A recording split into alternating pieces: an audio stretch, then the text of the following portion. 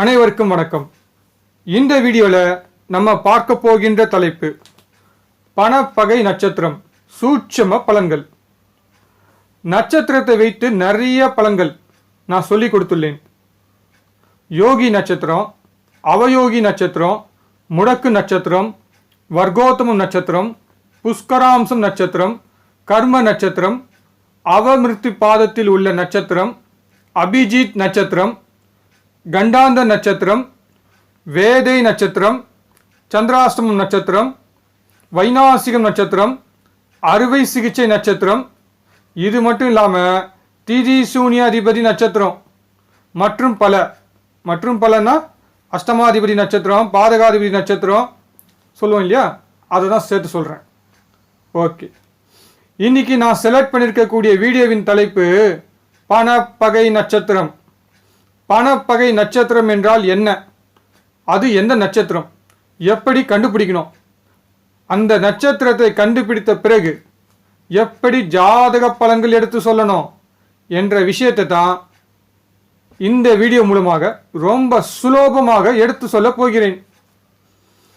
என்னுடைய channel subscribe பண்ண நேயர்களுக்கு மட்டும் ஒரு அன்பு வேண்டுகோள், நம்ம சேனலில் இருக்கக்கூடிய அனைத்து வீடியோவும் மறக்காமல் பார்க்கவும். எந்த ஜோதிட குறிப்பும் எடுத்துக்கொள்ள வேண்டாம். ஜஸ்ட் கேஷுவலாக தனிமையில் உட்கார்ந்து பார்க்கவும். நம்ம சேனலில் இருக்கக்கூடிய அனைத்து விஷயமும் என்னுடைய ஜோதிட புத்தகத்தில் உள்ளது. இது வரைக்கும் யூடியூபில் உள்ள என்னுடைய சப்ஜெக்ட் ஜஸ்ட் 10% மட்டும்தான். யூடியூப்பில் நீங்கள் பார்க்குற என்னுடைய வீடியோஸ் அனைத்துமே வெறும் 10% மட்டும்தான். பேலன்ஸ் 90% என்னுடைய ஜோதிட புத்தகத்தில் உள்ளது. என்னுடைய அனைத்து ஜோதிட புத்தகங்கள் தேவைப்படுபவர்கள் என்னை தொடர்பு கொண்டு வாங்கிக் கொள்ளவும். பணப்பகை நட்சத்திரம், உங்களுடைய ஜென்ம நட்சத்திரம் எது? அந்த ஜென்ம நட்சத்திரத்திற்கு 18வது நட்சத்திரம் தான் உங்களுடைய பணப்பகை நட்சத்திரம். மீண்டும் ஒரு வாட்டி சொல்கிறேன், ஞாபகம் வச்சுக்கோங்க. உங்களுடைய ஜென்ம நட்சத்திரம் எது? உங்களுடைய ஜென்ம நட்சத்திரத்திலிருந்து கவுண்ட் பண்ணிங்கன்னா அங்கேருந்து 18வது நட்சத்திரம் தான் உங்களுடைய பணப்பகை நட்சத்திரம். இது ஃபர்ஸ்ட் ரூல். பணப்பகை நட்சத்திரத்தில் நிற்கும் கிரகம் அது லக்னத்துக்கு எந்த பாவமோ அந்த பாவம் கூறும் உறவு முறைக்கிட்ட பண விஷயத்தில் ஜாதகர் கேர்ஃபுல்லாக இருக்கணும். அதே மாதிரி கிரகம் கூறும் உறவு முறை பணப்பகை நட்சத்திரத்தில் இருந்தால் அந்த கிரகம் கூறும் உறவு முறை கிட்ட பண விஷயத்தில் ஜாதகர் மீண்டும் கேர்ஃபுல்லாக இருக்கணும். இது செகண்ட் ரூல். பணப்பகை நட்சத்திரத்தில் 2 கிரகங்கள் அது காலப்பகை கிரக சேர்க்கையாக வந்து இதில் ஒருவர் அஷ்டமாதிபதி மற்றொருவர் பாதகாதிபதியாக வந்து மாந்தி தொடர்பு இருந்தால் பணத்தின் காரணமாக துர்மரணம் ஏற்படும். பயமாக இருக்குங்களா? பலன் சொல்லும்போது பார்க்கலாம். ஓகேங்களா? சரி, தமிழ்நாடு ஜோசியர் தான் இந்த உலகத்தில் தலை சிறந்த ஜோசியர். ஒரு ஜாதகத்தை பார்த்த உடனே 50 ஜாதக பலன்கள் எடுத்து சொல்வதற்கு இந்த உலகத்தில் உள்ள அனைத்து ஜோசியர்களும் தன்னை தயார்படுத்திக்கணும். That is important. நவகிரகத்தின் நம்பிக்கை நட்சத்திர நாயகனாக இந்த உலகத்தில் உள்ள அனைத்து ஜோதிடரும் மாறணும். ஸ்கூலில் வேலை செய்கிற ஆயம்மாவுக்கு இங்கிலீஷில் பேச தெரியலனாலும் பரவாயில்ல, ஆனால் அந்த ஸ்கூலில் பாடம் சொல்லி கொடுக்கின்ற இங்கிலீஷ் டீச்சருக்கு இங்கிலீஷில் பேச தெரியணும். அதே மாதிரி தான் ஜோதிடர்களுக்கு பரிகாரம் சொல்ல தெரியலனாலும் பரவாயில்ல, ஆனால் அந்த ஜோதிடருக்கு ஜாதக பலன்கள் அனைத்தும் சரியாக சொல்ல தெரியணும். That is important. ஐயருக்காக அமாவாசை காத்துக்கிட்டு இருக்காது. அதே மாதிரி தான் கிளைண்ட்டு ஜாதக பலனுக்காக தசாபுத்தியும் கோச்சாரமும் காத்துக்கிட்டு இருக்காது.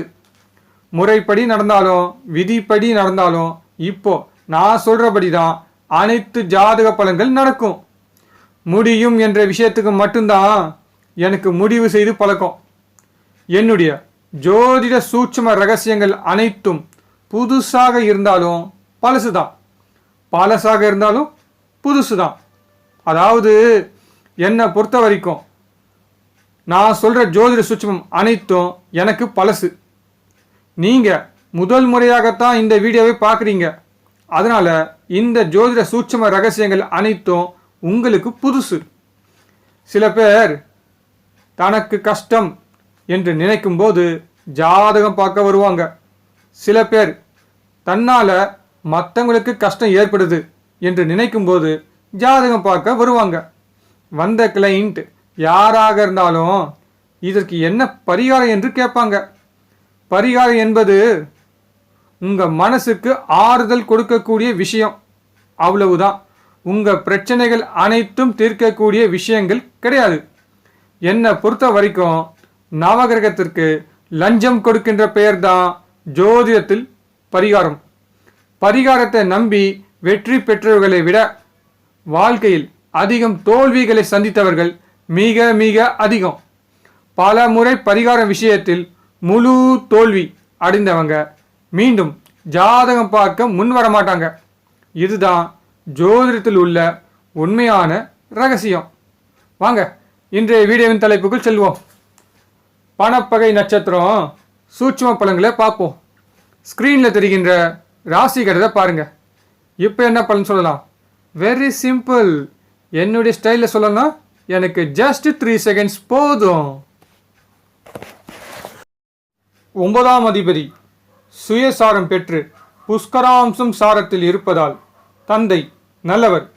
அது சனியுடைய மூலத்திரிகோண வீட்டில் இருப்பதால் தந்தை கடின உழைப்பாளி, தன்னுடைய உழைப்பை நம்பி வாழ்பவர். 9ஆம் அதிபதி குரு சுயசாரத்தில் இருந்தாலும் அது பணப்பகை சாரத்தில் இருப்பதால் தந்தைக்கு பண கஷ்டத்தை கொடுக்கும். அது புஷ்கராம்சம் சாரத்தில் இருப்பதால் பண உதவிகள் செய்ய தந்தைக்கு நல்ல நம்பிக்கையான நண்பர்கள் அமையும் என்று சொல்லணும். ஓகே, நெக்ஸ்ட் ஸ்க்ரீனில் தெரிகின்ற ராசி கட்டத்தை பாருங்க. 11இல் கேது சுயசாரத்தில் இருப்பதால் ஜாதகருக்கு ஞாபக சக்தி அதிகம் உண்டு.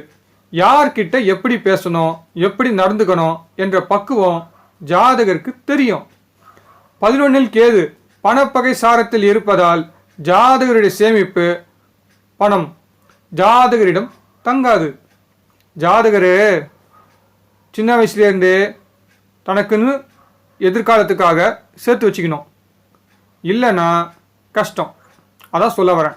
11இல் கேது பணப்பகை சாரத்தில் இருப்பதால் ஜாதகருடைய சேமிப்பு பணம் ஜாதகரிடம் தங்காது.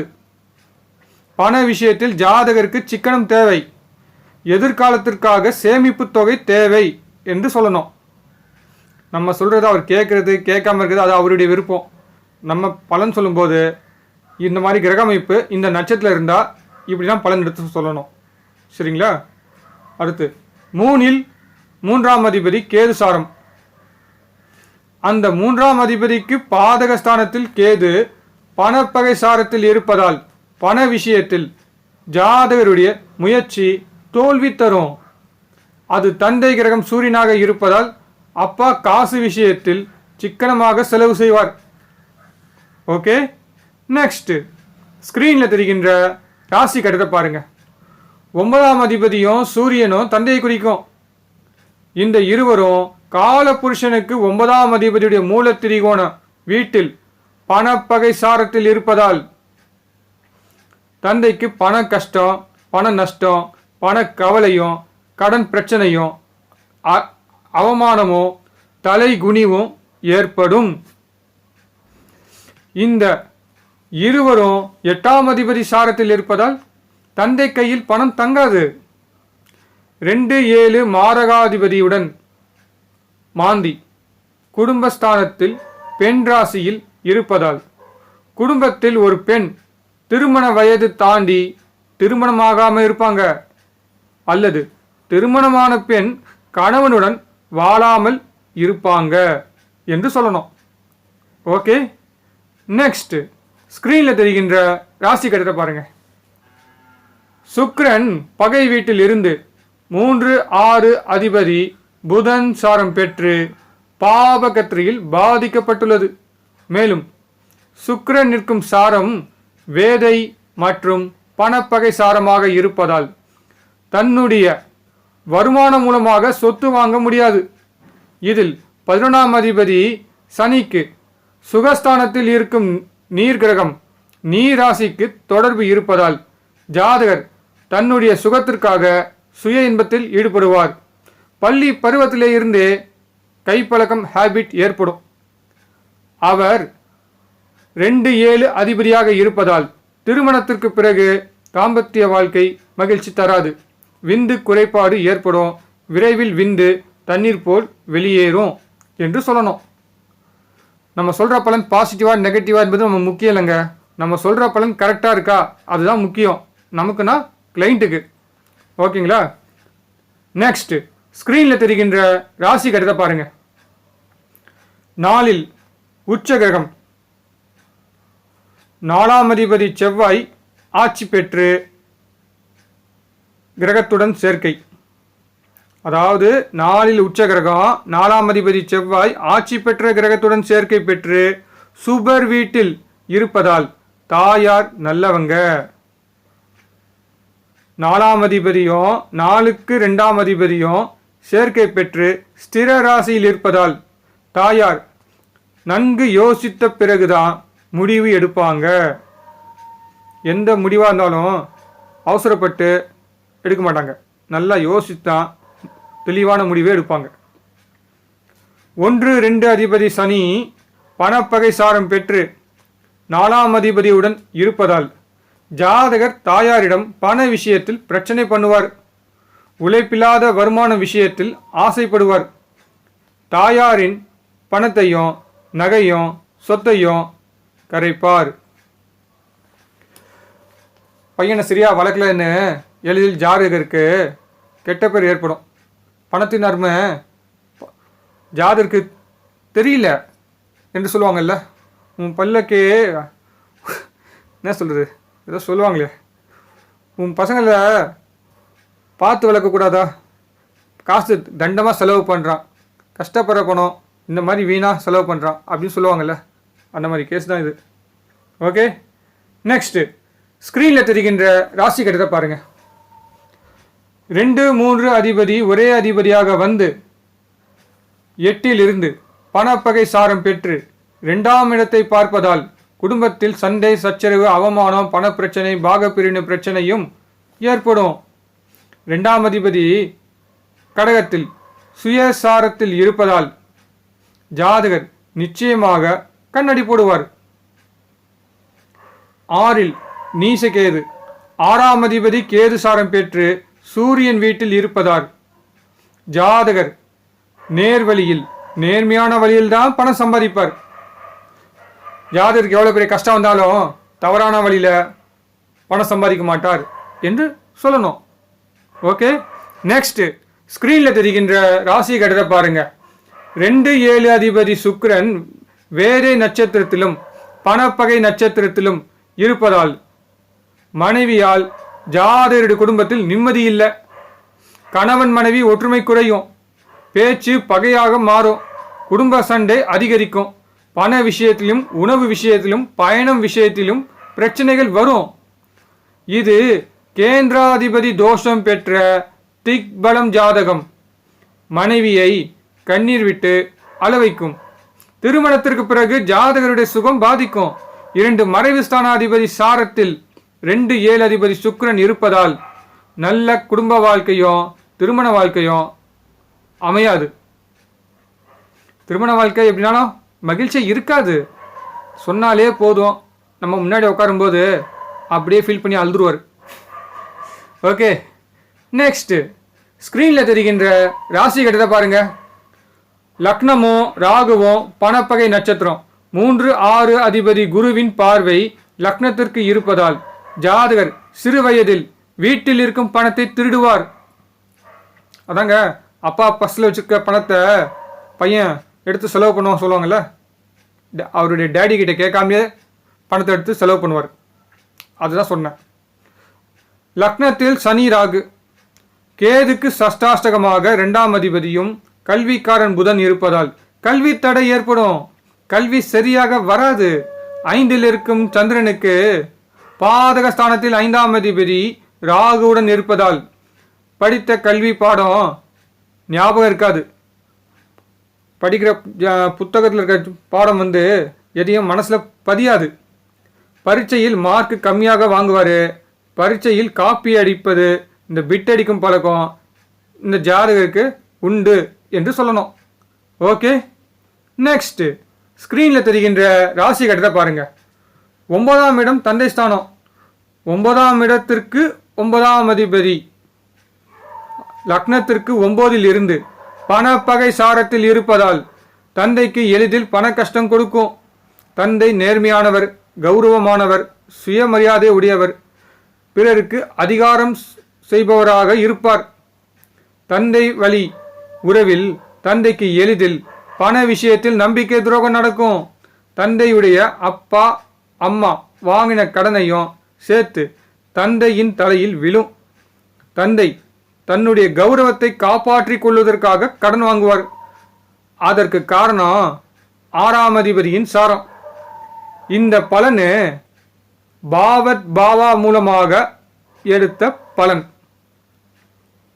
ஓகே, நெக்ஸ்ட் ஸ்க்ரீனில் தெரிகின்ற ராசி கட்டத்தை பாருங்க.